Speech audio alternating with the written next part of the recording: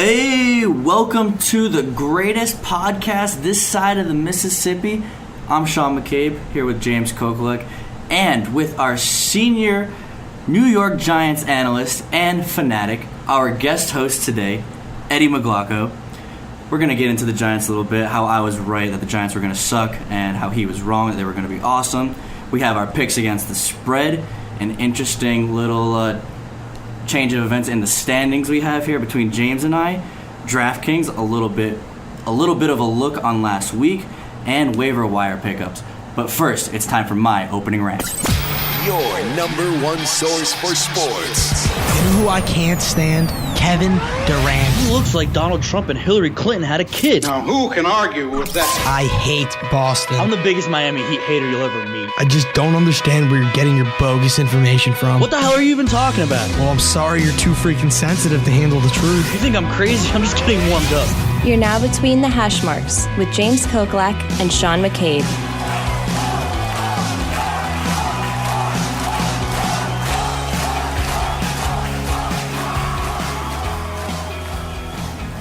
For the second week in a row, in the heart of the NFL season, we are going to do a non-NFL rant. And Tuesday, October 10th, was the worst day in American sports history. It is the day the United States men's national soccer team lost to Trinidad and Tobago 2-1 in the World Cup qualifiers. Most of you don't even know what Trinidad and Tobago is. USA, all they had to do was win, then they'd be in. Tie, they'd be in, or lose and have a couple of things happen and they'd still be in. They had a 92% chance to make it going into that game. But they lost, Panama won, Honduras won, and the USA men's team finished behind both of those teams. Even with both those teams winning, if they tied, they would have gotten in. To put this into perspective for some of you, because I know a lot of you don't watch soccer or even care about soccer, you only tune in for the World Cup every 4 years. USA is ranked about 28th in the world. Trinidad and Tobago is ranked 99th in the world in soccer. This would be the equivalent of Louisville's football team getting blown out by Buffalo. It is completely embarrassing, completely surreal, and there's no excuse for it. It's bad for soccer. It's bad for soccer in the United States, bad for the MLS, and bad for the growth of the sport as a whole. And who do we blame here? Jurgen Klinsmann was garbage, but he did build the youth game a little bit, but it doesn't matter because he didn't have the X's and O's. He was complete garbage with that.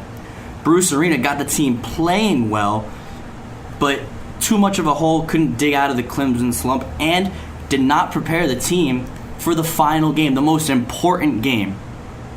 And we are more talented. The players we have are more talented than ever. One of the most talented American teams we've ever had. How long has it been where the U.S. actually had a young star? Christian Pulisic is 19 years old, and he's one of the best players in the world. How long has it been for the U.S. to have somebody like that? Almost never. I have to blame the players. There's no excuse. One of the most talented U.S. rosters again, but they did not seem to care at all. It felt like I cared more than they did, and soccer's like my fourth or fifth favorite sport. It shouldn't be like that. They dominated Panama like they were supposed to, and they completely forgot about the next game, thinking it would be a cakewalk. The wrong mindset. That's where you have to blame Bruce Arena and all of the players, even players like Pulisic and Josie Altidore, the stars of the team. So yeah, that's on Arena, but he understands that this can't be going, so he has already resigned. He's not even going to be a part of U.S. soccer anymore because he understands that it was his chance to bring the team to the promised land. He didn't do it. Okay, he's done.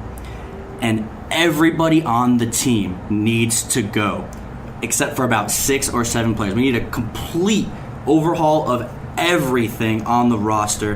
And keeping those 6 or 7 players, that's being generous. There is never an excuse to losing to Trinidad and Tobago. There's no excuse for not making the World Cup in over 30-something years. And to be honest, there's no excuse for us not to be a top 10 nation in soccer every single year. Look at our Olympics teams. Sports that we don't care about. we still dominate. We try at everything. But this half-assed U.S. effort it cannot go unpunished. We crush our NFL teams for being garbage, NBA teams, MLB teams, college football teams, and we demand them to play better. We as Americans need to demand that the U.S. men's national soccer team needs to play better, because maybe they will get their heads out of their asses and wake the hell up. James, what do you think? I think the main issue here is that you're talking to somebody who knows about all major sports, and I know nothing about soccer. That's the issue in America. How can you put a good team on the field and expect them to win and make the World Cup?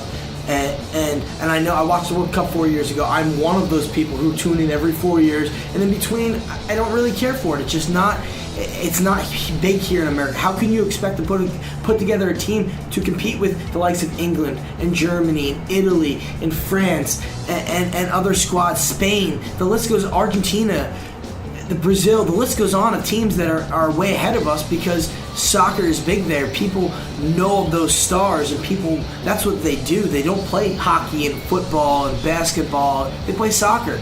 People don't do that here in America, and I think that is our biggest issue. We can't expect a team to succeed when there are so many people who don't even know about the sport, who follow major sports daily. But when you tune in once every 4 years, you expect the United States to be there, no?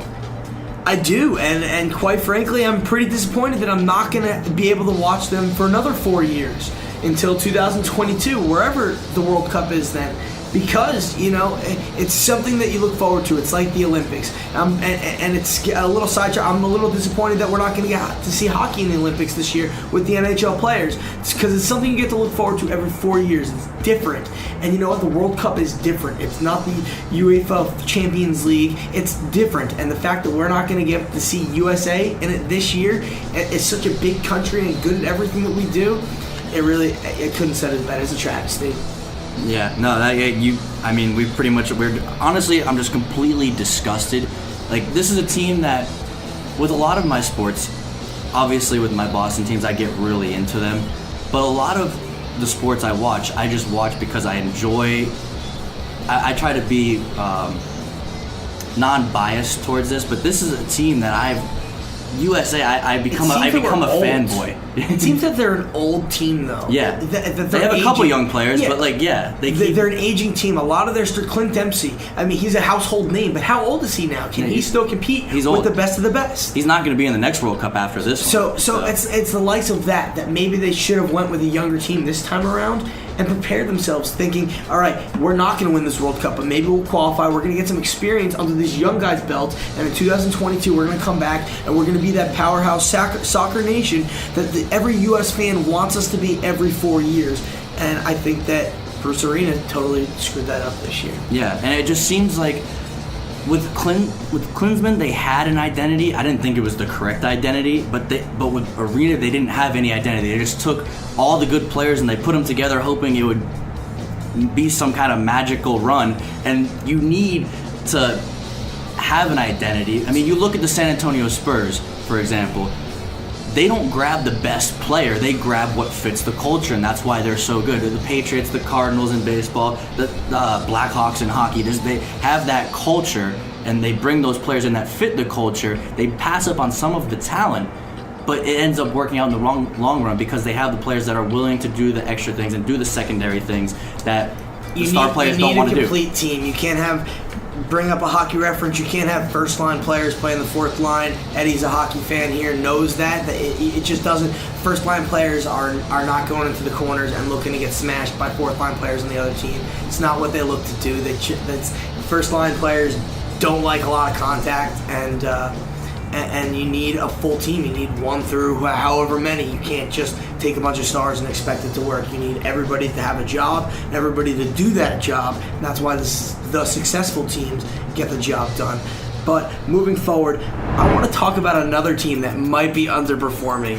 And it might be the favorite team of our special guest, Eddie, here today. So moving on to the New York Giants.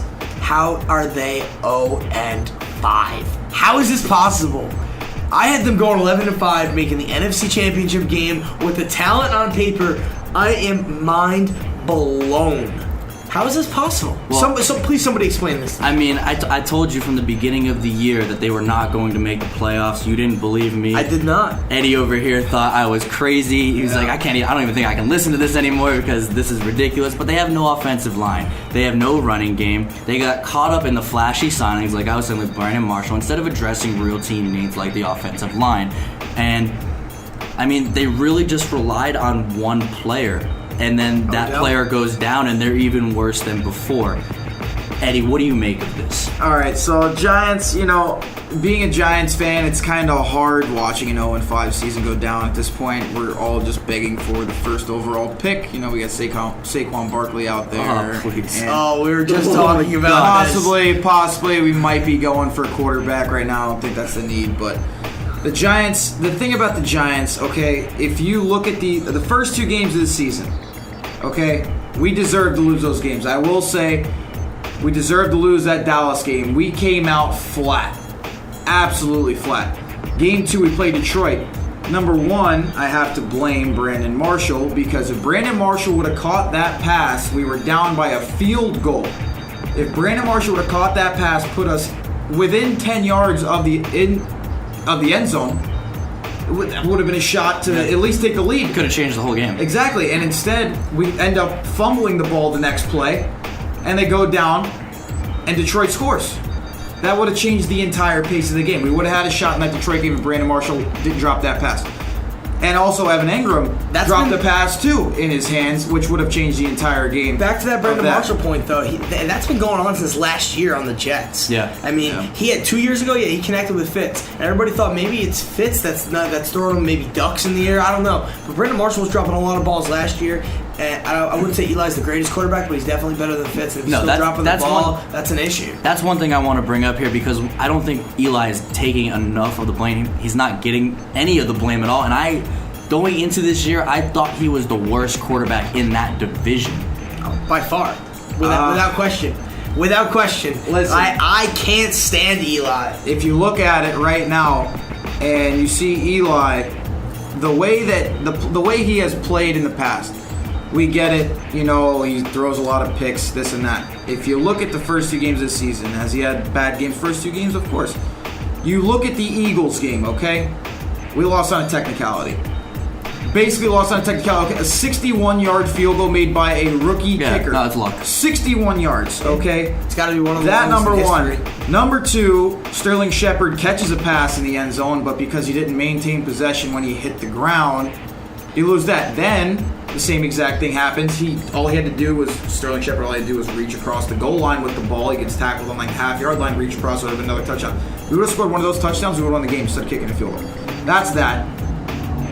The game after that, the Tampa Bay Bucks game. I was at the Tampa Bay Bucks game, okay? We're sitting there watching this game. We come out flat. We're down 13-0. We're like, okay, classic Giants, whatever it is, what it is. Come back. Offense is firing. We have the game in the bag. We end up losing the game on another. It was a shorter field goal, but within 5 seconds left in the game. That's 2 games we lost within 5 seconds. I can't believe the Bucks kicker actually made a field goal. Right? Of course. And the thing I will say about this year is a lot of people, as Sean is saying, he's blaming the O-line. If you look at these 3 games, even the Chargers game, if you look at these 3 games, Eli Manning's only been sacked 4 times in 3 games. The O-line wasn't the problem those past 3 games. We've been winning. We've been putting up points. The problem is the defense. The defense and the play calling. Ben McAdoo needs to be fired. He's had his time in New York. He had a great season last season. He did. The offensive play calling is absolute trash by Ben McAdoo. On a 3rd and 15, let's throw a 3-yard pass and see what we can do. Or, a 4th and 3, let's throw a 1-yard pass and not get across the line. Ben McAdoo's the problem there, and the defense is very underperforming. I think that the Giants should personally clear house at this point. Well, that's one thing I did want to bring up about McAdoo. How much, if you could put a percentage on it, how much percentage would you say is it his fault? And why not just keep Coughlin? Because everybody seemed like Coughlin's the big deal. It's his fault. We'll just replace him, bring McAdoo in, and everything's going to be fine. That was the mindset at the time. I think personally, Coughlin had his time in New York, and I think Coughlin was a phenomenal coach for the Giants for the time that he had and all the players he had. He coached.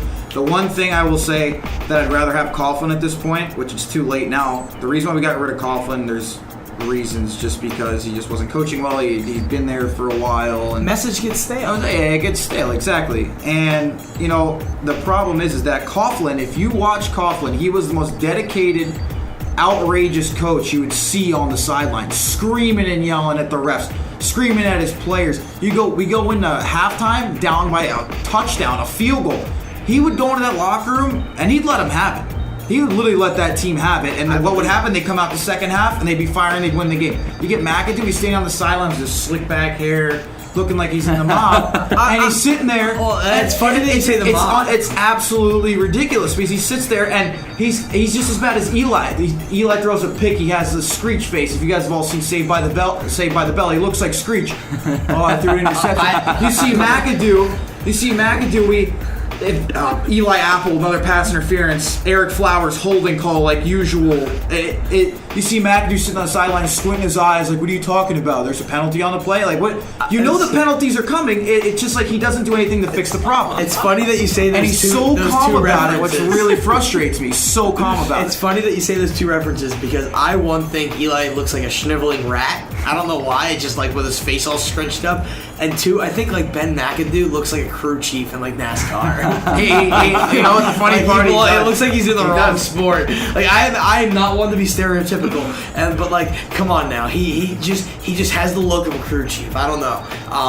It's my first instinct. He looks like Dale Earnhardt Jr. and he just looks like he belongs in NASCAR, not football. Oh man. So James, we knew what you expected from the Giants this year. Eddie, what did you expect, like record-wise? Tell me a record. What did you expect, and what in playoffs? What did you expect? Well, honestly, like people were saying, the Super Bowl teams this year were looking like the Giants and the Patriots. They had the Patriots going 16-0. They had the Giants going very high up. They had the Giants winning the division. They said Dallas was going to win the division, but a lot of people had seen the team that the Giants had put together, and Dak going into his sophomore year. He always has that sophomore slump, which actually hasn't happened. But I personally thought the Giants were going to go at least 12-4, Wow, maybe okay. 13-3. So what is the most surprising part of their play that has made them not be like that to you? Because obviously we knew about the offensive line and their troubles, but like the secondary, we thought that was the best part of this team. Well, going into the secondary, I have these stats right here, and I was just going to ask that, is this Giants defense was supposed to be the strong point of the team. And if we look at their points per game, this is their defensive stats for the year as a team, 24.4 points per game allowed. It's 24th. 363.8 yards per game total. That's 26th. Pass yards, 224.8. That's 16th. And 139 rush yards per game with 29. And you know what? I think that at each level of your defense, you have somebody. You have Snacks. You have Landon Collins. You have these people to step up. What's gone wrong with your defense, like Sean just mentioned? Because the problem is that the guys that are stepping up, what you just said, are Snacks and Collins. They're the only two that are stepping up. Casillas is hit or miss. Casillas will have a very good game. Our middle linebacker will have a great game. Or he'll be missing tackles like crazy. Janoris Jenkins not having a very good year. The main reason that's really killing the Giants in the secondary, Eli Apple. Okay, you might as well take a few more bites out of that apple because he's on top of all the drop passes and the lucky field goal in the Eagles game. Eli Apple had 76 yards in pass interference calls in 2 calls. One call being Carson Wentz throws a ball up in the air to Alshon Jeffrey, and Alshon Jeffrey is literally standing still 5 yards out of the end zone, and Eli Apple isn't even looking for the ball. He's looking right at Alshon, and he's mugging him. He's mugging him for the ball. All you gotta do is turn. Or you would have picked the ball if you would have turned around for it. That was a 43-yard pass interference. You take those pass interferences back, we win the game because the Eagles ended up going down and scoring 2 touchdowns on both those pass interferences. Now, I've got 2 more things here, 2 more stats that I'd like to point out that I'd like your opinion on. Now, something that actually goes in the Giants' favor is they're an 0-5 team, but yet their turnover differential is only -3 on the year, -3. So usually for an 0-5 team, you're looking at a -10, -11 turnover. They haven't been turning the ball over and knocking them back. You know what I mean? Like, so I'm wondering what. Then again, we go to their offensive line. They've let up 13 sacks, and they've only got 8 sacks on the year defensively. So they've got to get more pressure too. Well, what's both of your opinions on that? Well, so I think, you said that the offensive line has been playing a lot better lately. I agree with that, but to me, even though they were able to run the ball a little bit against San Diego, they have not been able to run the ball pretty much at all. I know they had, was it Gallman? Wayne Gallman has the last few weeks with Gallman and Darkwa. They've both been honestly very good. We've actually but he's catching passes out of the backfield more than running the ball. It seems like to me. Darkwa's more of our lead back, yeah. and he's more the downhill guy. And if you look, he was averaging like 6 yards per carry. Paul Perkins saw him averaging not even 2 yards per carry. Wayne Gallman came in. They said Wayne Gallman should be the starter, and I honestly think he should be the starter too. I think Dark was great, but we drafted Gallman for a reason.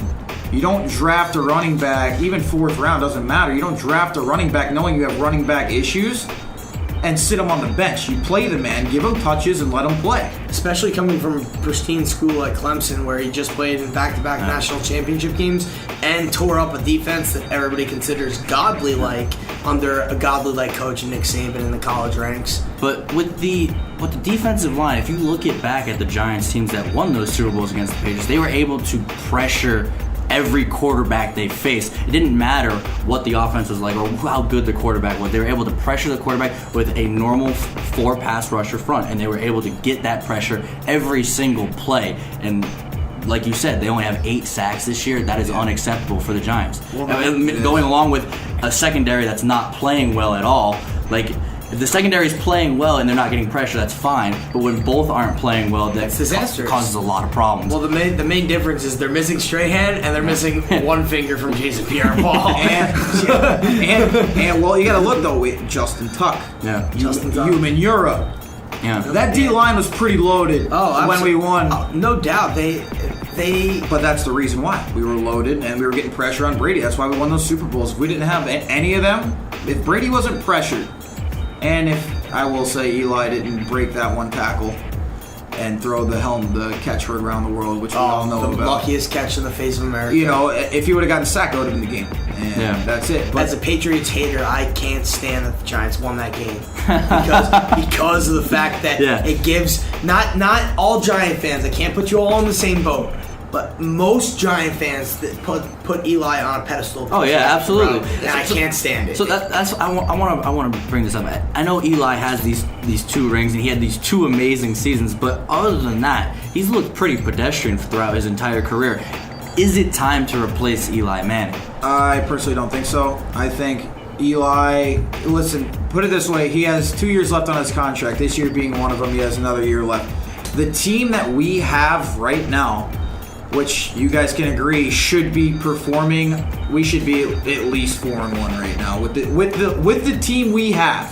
Roster-wise, on paper, they should be winning the NFC East right now. Now, are they underperforming? Yes. Now, is the Giants' complete wide receiving core out for the rest of the year? Playmaker-wise, yes, but not totally. As I think it all starts in the trenches. Yeah, because both sides of the ball right now. They're both bad. Yeah, they're both playing terrible. Yeah. And the thing is, like we said, the past 3 games, the offense has honestly been performing. And Eli, I don't think Eli's not the problem. A lot of people are calling Eli out that aren't Giants fans because they haven't had Eli as a quarterback.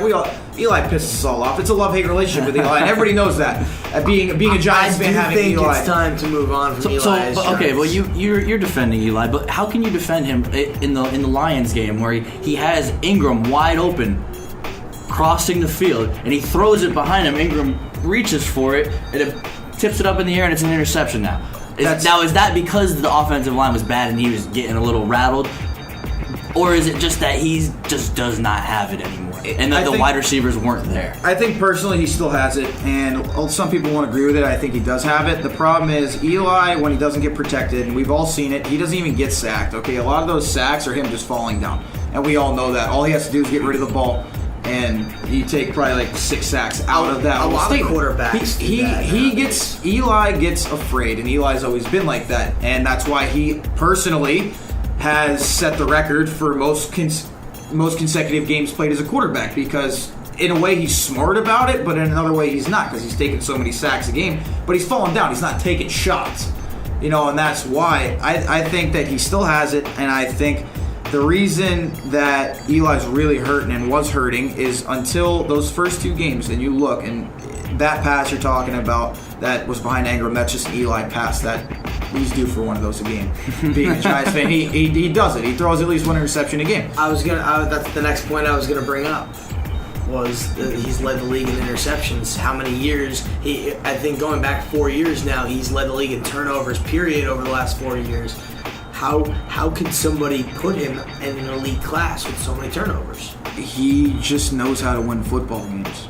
And he has showed himself. I beg to differ. This year you can beg to differ. No, but going back a couple of years now, I think it's been 7-9, right? They haven't had a winning season. They haven't been in the playoffs since 2011, since they won the Super Bowl. It's coaching. Well, they won last year. That's why they got last year, but they lost in the first round. Yeah. Because it's coaching. It's not Eli. Like I said, Coughlin, it was his time. Coughlin's time was time to go. The message was getting stale. Odell was barely even a rookie, and he had nothing going for him. The team was falling apart because we just won that Super Bowl. We couldn't sign anybody. We didn't have the money to sign anybody.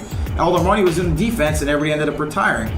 So then you fire Coughlin, you get McAdoo in there. He has a great year with McAdoo. I don't know. He apparently had great play calling last year. I didn't see it. You know what it was? It's a slick back hair that's messing everything up. I said that. I said he should have kept. I said he should have kept the old haircut. Now we're all laughing about it, but it's just like he should have kept the old haircut because the play calling is just awful by him. And at this point, it's not Eli, and everybody wants to pin the blame on him.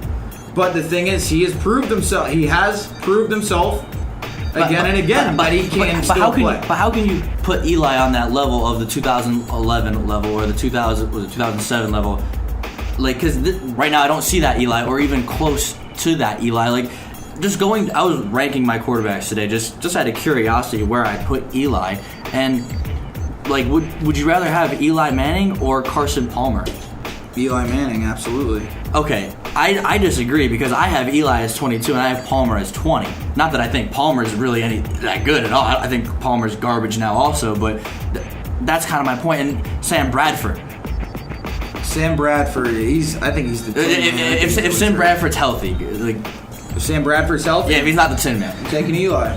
Wow, yeah, see. Eli, the thing is, you know what, you have to sit down and actually watch a Giants season because the man can throw football, and when he does, and as he's proven, we might be 0-5, but the last 3 games, he's been throwing touchdown passes. He hasn't been getting sacked. He's getting passing yards. He threw maybe 1 or 2 picks here and there. What about Watson?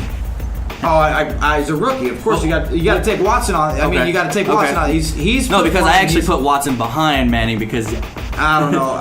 but yeah, okay. He's a rookie, but he knows he's been on the stage and he knows how to play Clemson, and he's playing very good right now. But the thing is, like you said, he has an O-line. Eli doesn't have an O-line. Eli gets afraid, and Eli always drops.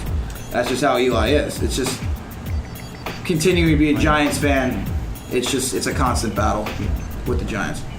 Last thing I want to point out, and this, you guys are going to kill me for this, but I just think it's hysterical, and I know that it has nothing to do with the team China, but it actually is a fact. The New York Football Giants have not won a game since that boat Since the picture? in the playoffs. Always got to bring up the boat picture, huh? Well, I mean, Peyton Manning and Eli Manning have the same amount of wins this year. It's true. But I get those shots in when I can. I actually was a believer that picture had nothing to do with why they lost. I think. Yeah, no. That professional athletes can do both. They can have fun. They party all the time, and exactly. Just don't get your picture taken.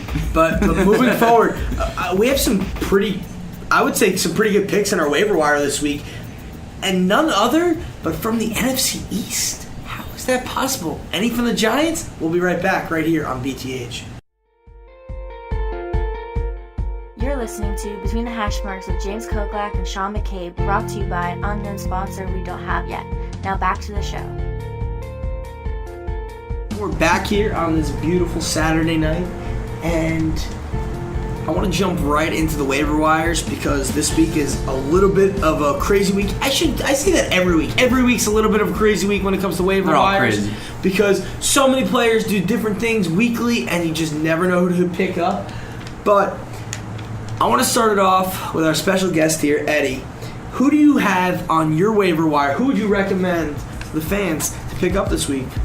Well, I would have to say start with Matt Breida. Look at Breida because after last week, Carlos Hyde not looking too hot, and they wanted to go with the hot hand, and Breida actually performed. He did his thing, and he's looking very good right now, I think.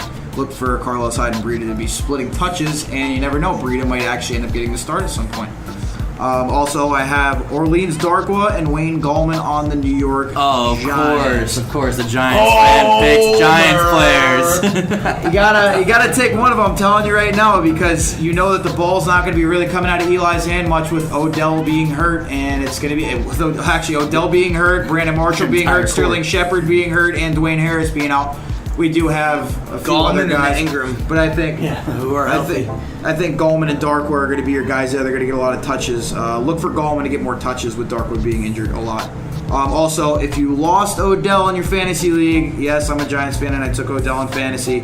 Mike Williams, coming off injury, had a great year with Clemson, great few years with Clemson, looked absolutely great, and it's his first year playing, and is actually his first week playing this year, so look for Mike Williams to be make a splash in your fantasy this year.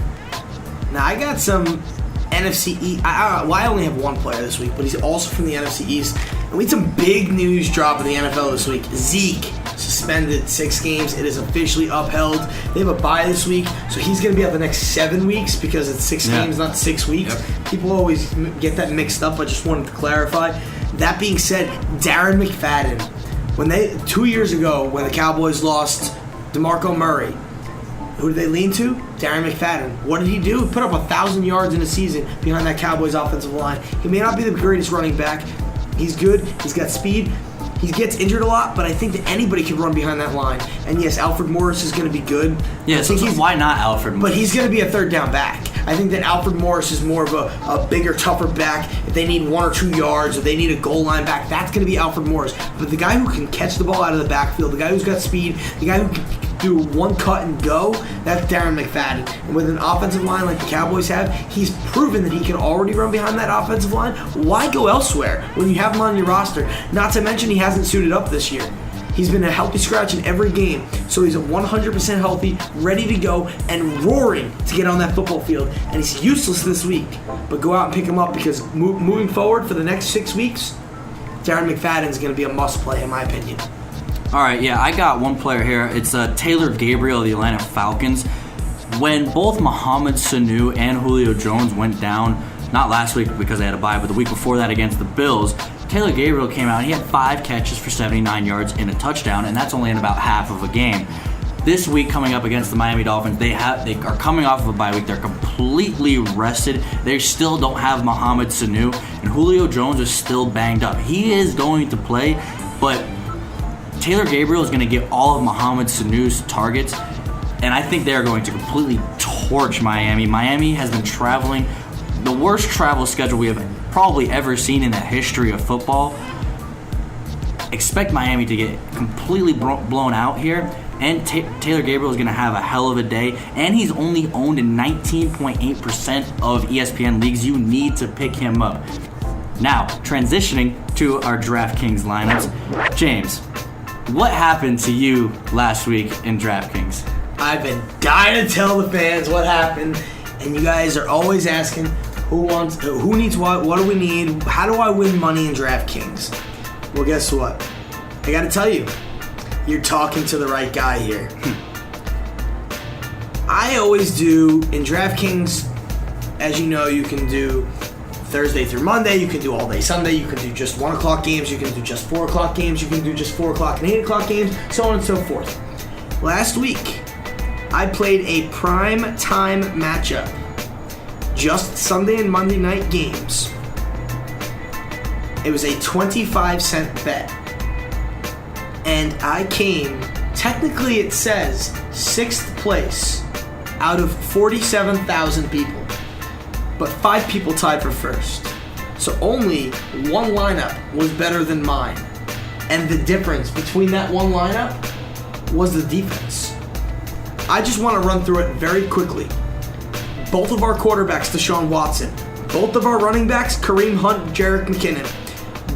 All three of our wide receivers, Will Fuller, Tyreek Hill, and DeAndre Hopkins. Our flex and tight ends, both Kyle Rudolph and Travis Kelce. The one difference in my lineup and the winning lineup, I had the Bears defense and they had the Chiefs defense.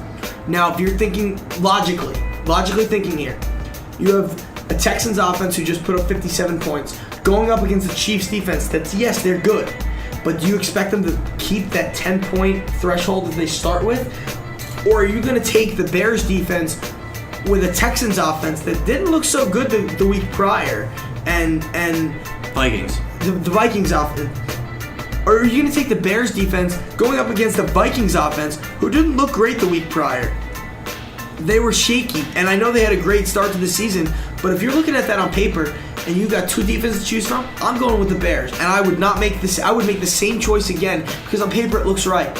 The Chiefs ended up getting 10 points, the Bears ended up getting 7, and I ended up coming in second place out of 47,000 people. All right, so you need to tell us right now who we need to be drafting here. What's your quarterback? I got Deshaun Watson. I got Deshaun Watson too. Oh, okay, so I'm doing all right. Yes. He's playing Cleveland this week. He's 6,700. 6,700 is not a lot for a quarterback. He is a must play this week. If you don't have Deshaun Watson in your lineup, don't be playing DraftKings. Should I third that right now? Because I have Deshaun Watson as well. Hey, We're all winning money. There we go. So if you're playing DraftKings, there's one thing that we know this week, and that is you're starting Deshaun Watson. Moving on to running backs. My first running back is Alvin Kamara from the Saints. At 4,500, I think with Adrian Peterson out of the mix now, he's going to get a lot more touches, a lot more catches out of the backfield, and I think that he's only going to show upside from here on. Yeah, no, I also have Kamara. I actually had Christian McCaffrey, but that's my Thursday through Monday lineup, but I'm taking the same lineup and just putting it Sunday through Monday, and instead of McCaffrey, I am going with Kamara for all the reasons you just said. Kamara was balling with Adrian Peterson there. Just imagine Adrian Peterson not there anymore. It's going to be he is the new Darren Sproles in New Orleans. This couldn't have been a better time for Adrian Peterson to leave New Orleans, and I think New Orleans is really heating up right now. Kamara is the guy. What do you got? I got Big Buck Allen looking good right now with Terrence West being out. I think Buck Allen's actually going to be a pretty solid guy. He proved himself at the beginning of the year when Terrence West was out, and Terrence West came back, so Buck Allen lost a little bit. He gets a lot of receptions out of the backfield. And now he's going to get even more touches now. So DraftKings is always PPR. Yeah. Yep. So look for Buck Allen this week. My second running back, I want to go. How could you not go with Adrian Peterson this week? 3,400, he's on a new team. This team is looking for somebody to take the ball and dominate it. I think that. But hold up, you just said why we shouldn't take him, because he's on a new team and he doesn't know the playbook. He doesn't know anything about the Arizona Cardinals. And him, we actually kind of posted this. Adrian Peterson with Carson Palmer and Larry Fitzgerald. Sounds like a great lineup back in 2009. Yeah, and don't get me wrong, but the one thing that I can say about that is that Adrian Peterson's been in the league so long that he shouldn't need to know their playbook in and out. He should be able to know formations, things like that, and he should be able to pick up on things quickly if he's as smart about football as we all think he is. He's been in the league long enough that I think he should learn the ins and outs of what certain formations are and what you do out of those certain formations. Yeah, no, I completely disagree. I think he's going to actually hurt Arizona this week. I think he'll be fine going forward, but because it's a short week for him, not knowing this playbook, he's going to struggle. I spent money on this running back position. I took Kareem Hunt. Going against Pittsburgh, everybody's been running all over Pittsburgh. I mean, we just saw Leonard Fournette run all over him. Yes, most of it was on one carry, but Jackson was pounding the rock. Everybody's been pounding the rock against Pittsburgh. I'm taking Kareem Hunt, and I think he's going to have a big, big day. Eddie, what do you got? You know, I've been kind of going with the conventional approach on this one this week. I went with Chris Thompson. I think with Rob Kelly being out, I think Chris Thompson, he hasn't really proved himself the last few weeks. He's been a little rough, and they're coming off a bye week as well, so he's gonna be nice and rested. And I took Chris Thompson as well. They're playing San Fran this week. That's going to be a Could be the steal of the week right there. very big game for Chris Thompson. I personally think he's proved himself also, as well as Buck Allen. They've both proved themselves at the beginning of the year, and I think they'll continue to do that this week. All right, cool. Moving forward to wide receivers, I'm just going to name all three of mine real quick. Yeah. I stacked up on wide receivers. I went DeAndre Hopkins, 8,100, Sean Jackson, 5,800, and Jordy Nelson, 7,100. Wow, you went big on receiver. Wow. And I was able to because of my running backs. We both thought Kamara was going to do well, Yeah. and he's only 4,500. That gives Yeah, you he's a that steal. leniency, and Adrian Peterson's only 34. I'm taking my risk with Adrian Peterson this week, banking on my wide receivers going off big. As long as Sean Jackson can have a big week, Yeah. I think it's a lock for DeAndre Hopkins and Jordy Nelson to have big weeks. As long as Jordy week in and Nelson week out. is healthy and doesn't get some random injury in the middle of the damn game. But yeah, he's a lock for 20 points, basically. And I think moving forward, DeAndre Hopkins has showed that with this chemistry with Deshaun Watson, that he's throwing the ball to him, 10, 11, 12 times a game. No, I couldn't agree more because I also took DeAndre Hopkins in mind. My other two are all the reasons you said. Yeah, he's expensive, but he's getting the ball every damn play, every damn possession. The other two receivers I took, I'm telling you about Taylor Gabriel. He's only 4,600 and he's going to be the guy. He's the second guy. And if God forbid something happens to Julio Jones, Taylor Gabriel is going to have a monster day. My other receiver is, I love having somebody going on Monday night. I like watching Monday Night Play. Rashard Matthews, especially if Marcus Mariota is playing. It is clear that Rashard Matthews is the number one receiver in Tennessee, and going against that awful Indianapolis defense, and it's in Tennessee, I couldn't expect a more perfect matchup. So I got Taylor Gabriel 4,600, Hopkins 8,100 like you, and Matthews is only 5,400. Tennessee players scare me, and it's not because their team scares me. I think they got a solid team. Well, let me But tell they you. just have so many people. He spreads the ball around. You got Delaney Walker, you got Matthews, you got both running backs. No, he's been dominating the targets this season for Tennessee receivers. He is the guy that. So he's evolved to that Yes. number one. Yeah, Okay. absolutely. What do you got, Eddie? All right, so my three, I got to, he's the man in Oakland. You got to go with Crabtree. I know he's a little banged up, but you know what? They're playing the Chargers. With the uncertainty at quarterback, He still got the ball, even when EJ Manuel was playing. Who got the ball? He still had a touchdown. He That's still had true. yards. So you know what? They're going to go to him regardless, and he's always the red zone guy. So he's due for a touchdown, usually a game.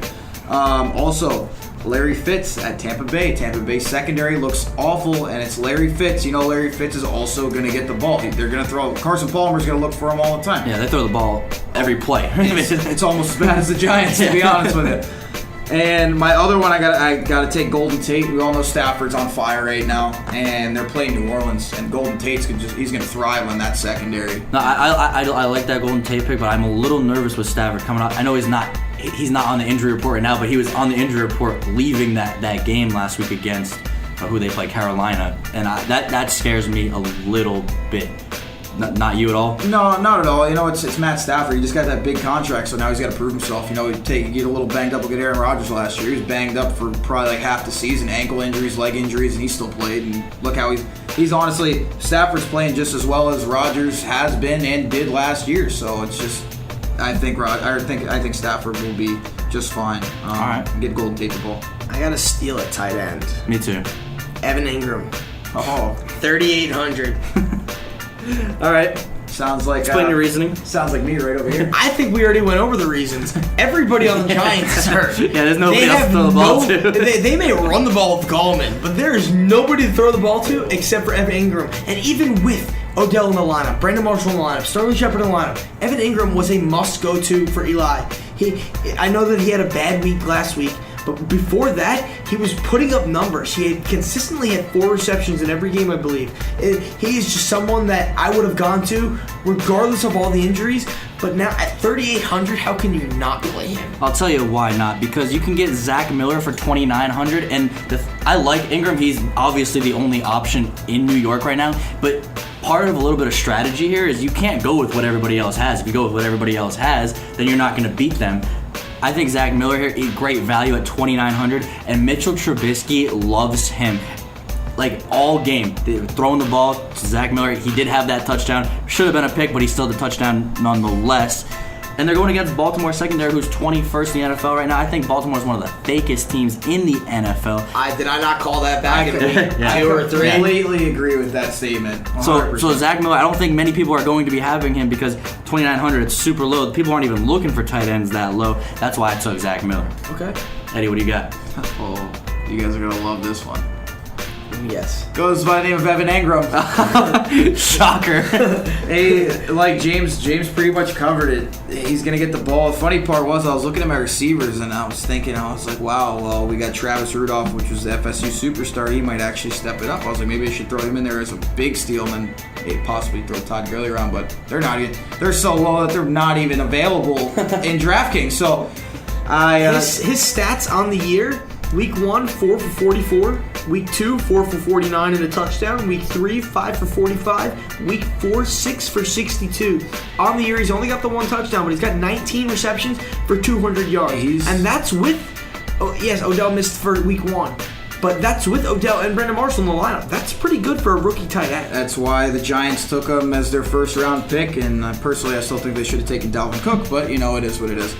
But yes, Evan Engram is definitely going to be getting that ball. He's going to be getting high volumes of that ball, and that's just how it's going to go for the Giants. That's all they've got left. Somebody tell me how I got Todd Gurley at my flex. Okay, because you spent no money on your running backs. You wasted $100 on Adrian Peterson. That's how you were able to get Todd Gurley. Hey now.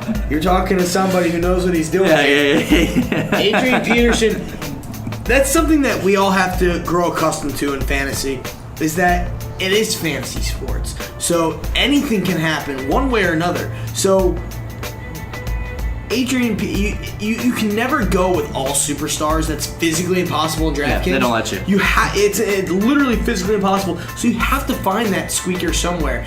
And I'm taking a chance on Peterson this week. It may fall apart. What you're saying may actually come to fruition. He may actually hurt them this week. But I'm taking a chance on how often do you have a player of his caliber that low on a team that wants to run the ball a lot. Yeah, the risk reward is there. And that's all you can do in fantasy sports is ask for the risk reward. All right, tell me about Todd Gurley. Why'd you take him? Todd Gurley because it's 7,700. Yes, I could have chosen a lot of players there, and people are thinking, well, he's going up against Jacksonville's defense, who's been great this year. Not against the run, my friend. Yeah, this is good Not stuff right against the run. 26th against the run this year for the Jaguars. And you know what? Not only that, but I think the Jaguars have had an easy schedule so far. They've lost to the teams like the Jets. Okay. So moving forwards, yes, they've been good, but they haven't proven anything to me.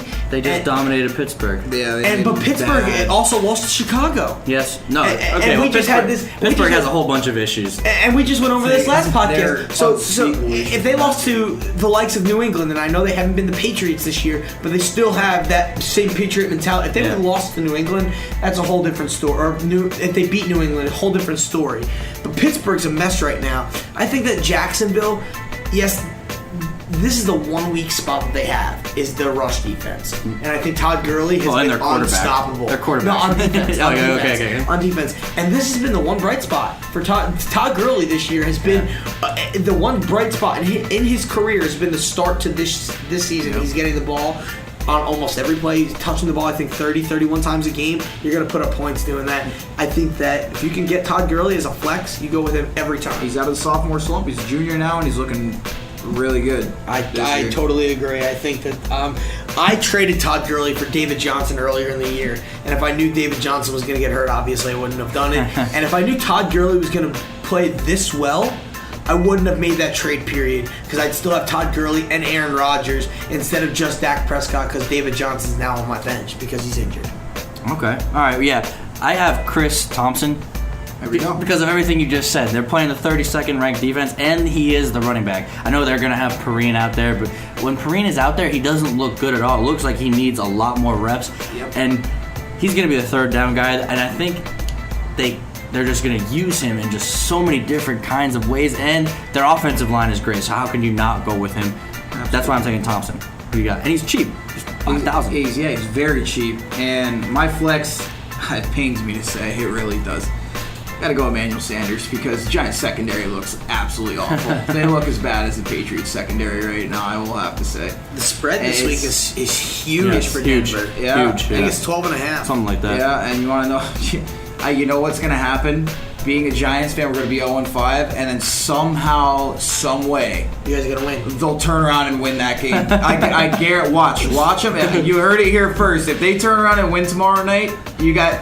That's what they do, though. It's literally what they do. It's how the Giants are. But I have Emmanuel Sanders. Sorry. I hate to be a Giant hater, and this is totally off topic. No, don't be sorry. But I hate that the fact that, and it's not really being a Giant hater, but they just have all these injuries. Who wants to watch Denver, New York on Sunday Night Football tomorrow night? They should be flexing Denver that game fans. out. They should be flexing that game. If they're looking to make money and bring in a crowd of people to watch it on TV, I can tell you what, if there's another game on tomorrow night, hockey-wise or baseball-wise, in the playoffs, I'm watching that game over Sunday Night Football because this is not going to be a game that's going to be enjoyable to me. And I think that for the NFL, they can flex games out. This is one of those games that needed to be flexed out. It's really not a game that matters. That's the problem right now. If the Giants would have been, not injury-ridden as of right now, and if they would even if they're only 3-2, 2-3, something, it would be a game because then that matters to the Giants. It matters to Denver. I mean, the game does matter to Denver, I will say, with the division they have, but.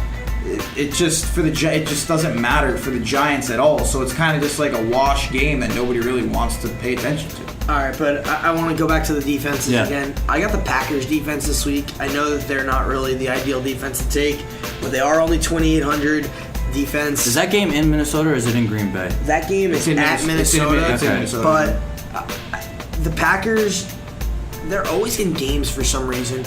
And their defense is never. They're that team that never goes out and gets star free agents. You want to know why they're always in every game? Because they have Aaron Rodgers. Aaron Rodgers is the team. But if you have a lead, it's easier to play defense. Yeah. Because the other team is not running the ball; they become one-dimensional, and I think that happens a lot. And I think that without Dalvin Cook in the mix, Jerick McKinnon's a great player, but he's on my bench this week. So take it how it is. I don't see him having a big week, and I think that the Packers are going to take a big lead, and the Vikings are going to turn one-dimensional, and the Packers are going to shut them down. I think Minnesota's actually going to be able to throw the ball pretty well. I don't think Green Bay's secondary is good at all.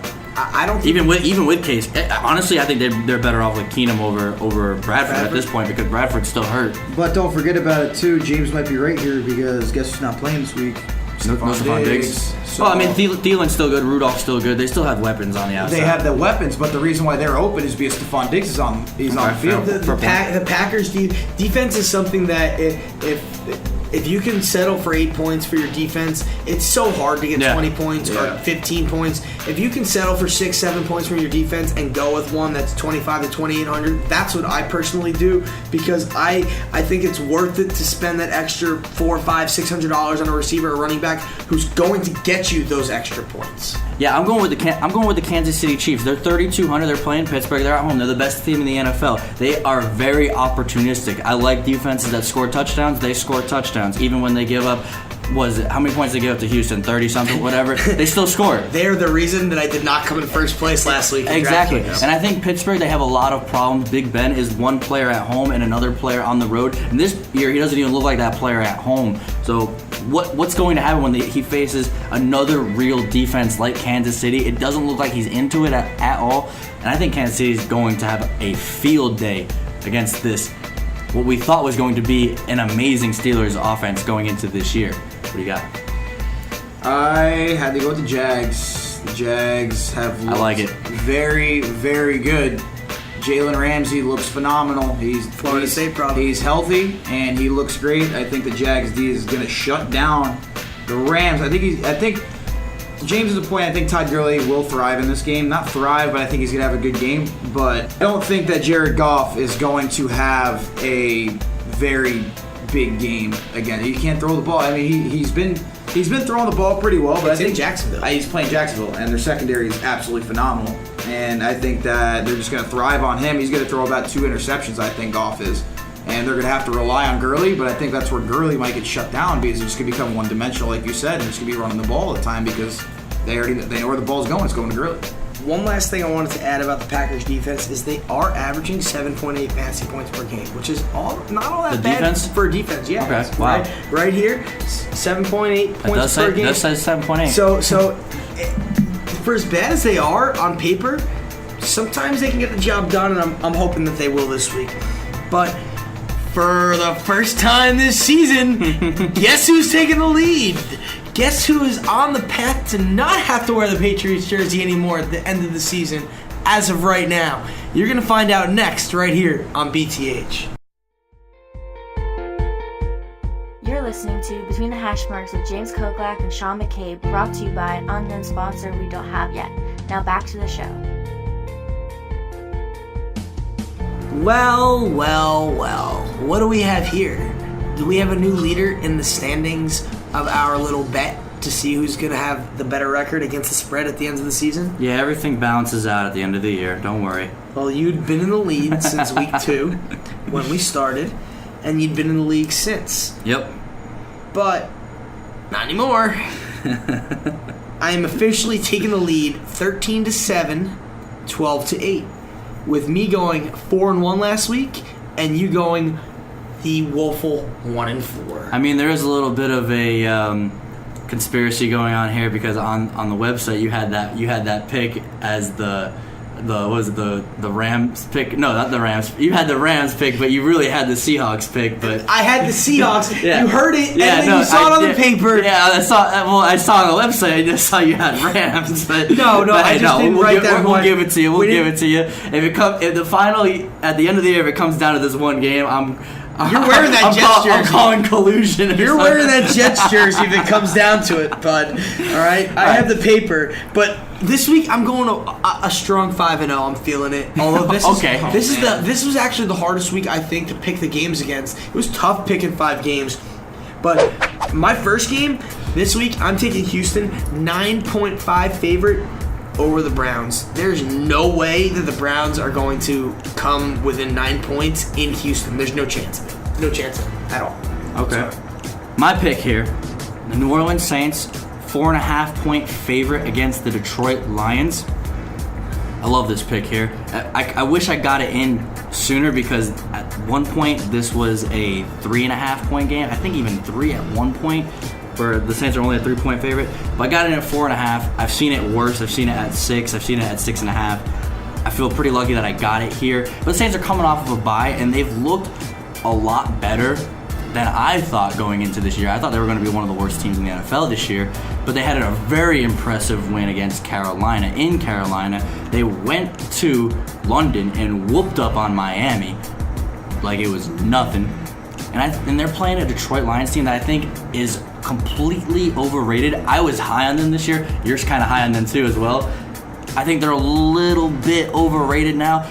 I mean, look, they could be 4-1 right now, and I think that only proves my point even more. They're getting very lucky with these games. They're very close. Yeah, exactly. All the games are close, and that is a luck factor. They are plus. I think they're +8 in turnovers, and turnovers they kind of balance each other out at the end of the year. But give or take, or over the course of a long period of time, turnovers end up balancing out. I love the fact that the Saints also got rid of Peterson and they have Kamara going. I think that's going to open up the offense even more. Give me the Saints -4.5. Eddie, what do you got? Oh, I took Detroit. Detroit against New Orleans. I got them by 6. Well, that's not a bad number. It's not a bad number, and I think that Detroit's really going to turn it on. I think New Orleans secondary is just absolutely awful, and Matt Stafford can sling the ball. As I've said, I'm playing Golden Tate in my DraftKings lineup, so I think that Stafford's just going to thrive. Everybody really has, except for the Miami Dolphins, which I guess all of us can say. Even as a Giants fan, I hate the Dolphins. Jets fan, James hates the Dolphins, and as a Patriots fan, you hate the Dolphins. So, speaking of the Dolphins, I have them at a 12.5-point underdog against the Falcons in Atlanta. I'm taking Miami. I know they've been atrocious. We're going head-to-head on this one. They have been atrocious this year. But at a 12.5-point favorite, the Falcons got to win by 2 scores. They got to win by 13 for them to win this spread. Miami's got a top 10 defense. I think if the Miami could just pull it together for just even a 1.5, there's no way the Falcons can cover the spread. See, this is why I'm taking the Falcons at minus 12.5, because look at the top 10 defense for Miami, but who the hell have they played? Look, they played the Jets and they played San Diego. San Diego doesn't look good at all. They played New Orleans. And they played New Orleans. They played New Orleans, but they got smoked. They got smoked by New Orleans. So the one team that they play that's actually fairly decent, they got smoked by them. Atlanta's coming off of a bye, and their offense is rolling. Devonta Freeman's going to control this game the whole game, and they have weapons. Even if Julio is a little banged up, even without Sanu, even without Sanu, they still have the weapons. I expect them to win this game by more than 12.5, but I got them at 12.5. What do you got? I took an underdog here. Okay. I went with Pittsburgh. Pittsburgh? By 3. Okay. Against Kansas City. I think that it's time. Big Ben, he threw his little hissy fit, and Antonio Brown, they've all thrown their fits. I think Le'Veon Bell has had his moments as well, but I think it's time that they actually get the ball rolling. It's a matter of time before that offense gets going, and I think that they're honestly going to show up against Kansas City, and they're really going to surprise a lot of people this week, so I'm taking them for 3 points. Yeah, minus 3. I got another 3-point game. Green Bay minus 3 at Minnesota. How could somebody not take Green Bay at a 3-point favorite over a Minnesota team that is dismantled at the moment, to say the least, with injuries? It's plain and simple. If you're not taking Green Bay on a money line right now against, that's all you got. Forget it. All right. I got the Chicago Bears. They're plus 7 against the Baltimore Ravens on the road. Look, the Baltimore Ravens, we were just talking about it. They're one of the fakest teams in the NFL. And if you look at it, yards per play, when you look at the offense of the Bears and the defense of the Bears, they have a plus. I think they're like plus 0.8 in yards per play. That's something like 18th in the NFL right now. The Baltimore Ravens are like minus 0.6, and that puts them at like 28th or 29th in the NFL and they're a 3-2 team, so people like them. They say 3-2. Records are very misleading. Especially this year. Yeah, exactly. Look at the AFC East. Yeah, exactly. So the Bears, they're actually playing as a better than average team, even though their record says otherwise. And the Ravens they're playing as one of the worst teams in the NFL, even though the record says otherwise. I think this is a steal. Give me the Bears plus 7. Okay. All right. I'm taking another underdog here. I think they're due. All right, well, they actually won. They beat my New York Football Giants last week, so I'm taking the Chargers. Okay. I took the Chargers here and taking them to 3 against Oakland. I think that Carr is going to come back. I don't think he's going to be 100%. I think Crabtree's going to get it. He's going to do his thing with Crabtree and his receivers, but I think it's time Phillip Rivers does something. He did something against the Giants, but the Giants secondary looks absolutely awful. So, but the thing is, Oakland's secondary doesn't look very good also either. bad, yeah. So, yeah, I'm taking the Chargers here by 3. I'm going to jump to my 5th game. Okay. Because we have the same. I'm taking the Chargers 3.5 underdog against Oakland. So Oakland's got to win by 4, nice. Not 3. You got that extra so half I got point. that extra half That's point. good, yeah. That makes a huge difference, especially at 3.5, because now it's not just a field goal. Now they got to get at least a touchdown. Yep. So I think that's big. I think for the same reasons you just said, even if Derek Carr comes back this week, he's not going to be 100%. Back injuries are serious. They haven't been the same team this year. Marshawn Lynch is not the same player this year. And guess what? The Chargers, they may be 1-4, but they're probably the best 1-4 team I've ever seen, and they've been in every single game. Every single How game. can you not take them, even on the road? Every game for them, every game for the Chargers is a road game. Yeah. So regardless of that, you got to take the Chargers with that. All right, yeah, no, I'm taking another dog, huge dog here. San Francisco 49ers are plus 12.5 going to Washington. And look, the 49ers have literally been in every single game except for one. They lost 4 of their games by a combined 11 points. If they just scored 12 points, if they scored it in the right way, they could be a 4-1 team right now. They were down last week against Indianapolis. They were down by 2 touchdowns in the fourth quarter, and they came back and they tied that game and went into overtime. That shows me this team has fight. They're buying into the play schemes and the whole culture. So I really like that San Fran is still trying no matter what. And I don't think Washington, I expect them to win this game, but I don't think that they are going to completely thrash the 49ers all the way through, because I think the 49ers will be able to keep it close. They have the playmakers to do so with Pierre Garçon, and Brietta, I think, is going to come off as well. And if not, Hyde as well. And their defense, not as bad as everybody thinks. They're still one of the worst in the NFL, but they're not as bad as everybody thinks. And the fact that they just let go of a huge player on their defensive side, not worried about that at all. Because of the fact that they are buying into the culture, all the players are buying into the culture that they have established there, and they're fighting for every single game. They're not a team where like the Giants, where they're done with the year. Everything is completely broken. With the 49ers, even though they are winless, they're working towards something, and you can see what they are working towards. Not to mention, if you blindly bet winless teams, I looked this up the other day, I couldn't believe it. If you blindly bet winless teams against the spread, going against a team that has at least one or more wins, the winless team covers 56% of the time, which is good. If you are right 56% of the time in sports betting, you're good enough to be a above average professional, where you don't have to work a straight job. Professional is 54%, if I'm correct. Correct, yeah. So 56%, you're not working a straight job ever. Yeah. But yeah, so give me the 49ers plus 12.5. What do you got, Eddie? I do like that pick over there with the 49ers. I think that you hit the nail right on the head with them. I'm going to jump to game 5 actually really quick. I took Indy.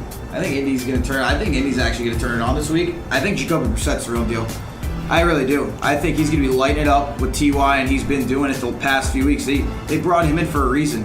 I know Andrew Luck's hurt. We know Brissett's not going to be there he'll be there, but he's not going to be playing next few. Unless they trade Luck. Until Luck comes back, which I don't think he's going to have. I think they trade Brissett before they trade Luck. But I have Indy by 7. Okay. 7. I think that they're just going to be firing on all cylinders. They want to win. They want to win, and I don't blame them. Yeah, their season's not dead yet. It's not dead, and it's a matter of time until Luck gets they're back. They're going to run away with that division. Hey, isn't Jacksonville 3-2 also? It's true. And didn't they beat Houston? Doesn't defense win championships? It's true. I guess it's just that you see that high-powered offense, and that's all you can think about when you think of Houston now. Is you just have these two memories of the most recent memories, which is their offense really clicking. So I got the Cardinals as my last pick, an underdog, 1.5 underdog against Tampa Bay. It's in Arizona though. So this is an up in the air pick. I think Tampa is a great team, yes, but they're a home dog, and I don't know the stat on this. I should look it up, and I will let you know next week what the stat is on this. So I promise I will have that for you. But how often does a home dog not cover? That's got to be a stat that I'd like to see. How often does that happen? So I'm going with the home dog this week. Cardinals 1.5. Adrian Peterson is going to hopefully have a monster game. Okay. Yeah, no, my final pick is, even though I like the Jacksonville Jaguars, I'm telling you not to bet the Jacksonville Jaguars. The Rams are plus 2.5 on the road. Now, this game, normally West Coast teams, when they go to the East Coast, they do absolutely terrible. However, this game is at 4 o'clock and not the traditional East Coast time of 1 o'clock. So this is going to help out the West Coast Los Angeles Rams a lot. Jags, they're getting a lot of love right now because they just had a huge win against Pittsburgh. But they're the kind of team that they didn't win with Bortles. They can't throw the ball when they need to throw the ball. They're one of those teams just like the Buffalo Bills. They can't throw the ball when they need to throw the football. Especially losing their top wide receiver, Allen Robinson. That ain't helping. Exactly. So Jacksonville, yes, I think they'll pour on the defense. I think Goff will struggle, but I don't think Todd Gurley will struggle. That's why I think your Todd Gurley pick was actually a really good pick. Give me the Rams plus 2.5. I like this pick a lot. Okay. Well, you guys are going to really laugh at me for this one. You guys got to love it. Let me guess, Giants? Giants by 3 in Denver. You know, I'm gonna wait, where did you get Giants by 3 from? Giants by 3, man. They're going to take it. Where did that spread come from? I got there. the Giants Denver. I'm pulling it up right now as we speak. Pull it up. Hold your horses. Giants Denver right here. 12-point spread. All right, let's say, what's the line you got there? 12. 12? 12. What do you got them on that? Giants are 12-point dogs. Putting you on the spot about that. What do you got them on there? You think the Giants are going to lose by less than 12 or win the game? I think they're going to win the game. All right, so you got the Giants. So you got the Giants no matter what the damn spread is. You don't even care what the spread is. I don't care what the spread is. They're going to win the game. All right, so you got the Giants. Giants at 12. All right, tell us why. I think that it's. I mean, honestly, at this point, I got nothing. What else do I have to look forward to? Miami Hurricanes. They got a big win today, but I mean, otherwise, the Giants. We're 0-5. Realistically, The numbers are against us. Everything's against us, and we're used to that. Maybe our number one defense, or was supposed to be a number one defense, the top five, at least top 5 defense this year, will turn it on because they can't score as it is. We're gonna run the ball, maybe up the gut.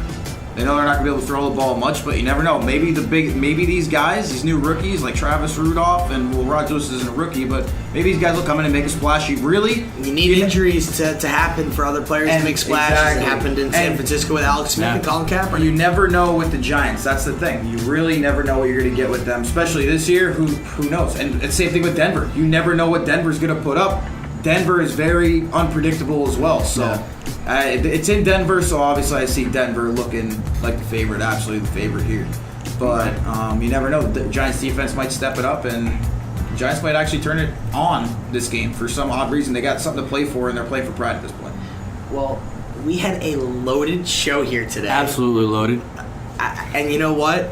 We had a guest on. It was awesome having a guest. It was great having you, Eddie. Yeah, thank you very much. Hey, no, thanks for having me, guys. I absolutely love talking. I don't stop talking, but at least you're going to hear me talk. To talk about sports is not just doing a podcast. We do this on our spare time with our friends. So this is just fun for us. And you know what? Next week, we're going to have another guest. And we're going to be talking about basketball and what's coming up. It's going to be a completely basketball-loaded show. We will not be talking about football at all. This will be a different type of show. But basketball's coming up. Season's coming up. Some new players and some new sceneries. We're going to cover that next week right here on BTH.